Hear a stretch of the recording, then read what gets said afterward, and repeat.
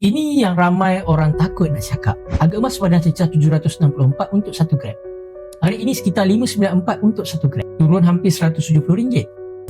Kalau awak beli masa 764, memang sakit untuk tengok harga sekarang. Tapi persoalannya, adakah itu bermaksud emas dah tak bagus? Atau sebenarnya ramai yang tersilap faham cara kita sendiri melihat emas? Saya faham tuan-puan, kenapa ramai risau. Sebab bila tengok harga pernah naik 764 dan sekarang 594, nampak macam rugi yang sangat besar. Turun hampir 22%. Kalau seseorang beli sekaligus pun pada harga tertinggi, memang nilai sekarang nampak lebih rendah. Itu adalah realiti. Sebab itu saya tak pernah suka untuk ajak orang kejar harga. Saya lebih suka ajak orang simpan emas secara konsisten. Sebab tiada siapa pun tahu bila harga emas tertinggi, dan tiada siapa yang tahu bila harga emas paling rendah. Malah ketika harga 764 dulu, ramai orang yakin harga emas akan terus naik. Hari ini kita tahu apa yang sedang berlaku.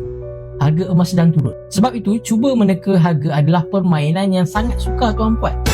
Apa yang lebih penting adalah disiplin kita. Kalau seseorang simpan RM100 setiap bulan, maka harga 764 dia dapat gram yang lebih sedikit.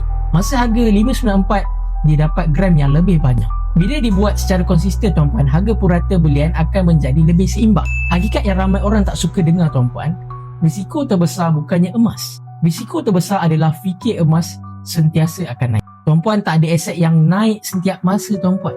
Tak ada aset yang naik setiap bulan. Semua aset pasti ada turun dan naik dia. Emas pun sama tuan-puan. Sebab itu, sebelum menyimpan emas, kita kena faham satu perkara. Emas ialah alat untuk menyimpan nilai dalam jangka masa panjang. Kalau kita tak sanggup tengok harga turun sementara waktu tuan-puan, mungkin kita belum faham fungsi sebenar emas itu sendiri. Sebab tu, jangan simpan emas dengan duit yang nak digunakan bulan depan, tapi simpan dengan duit yang memang untuk jangka masa panjang. Dan kalau nak mulia tuan-puan, tak perlu tunggu harga sempurna pun.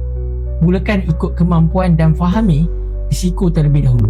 Kalau nak tahu cara simpan emas secara konsisten dan lebih teratur, boleh rujuk pin video saya.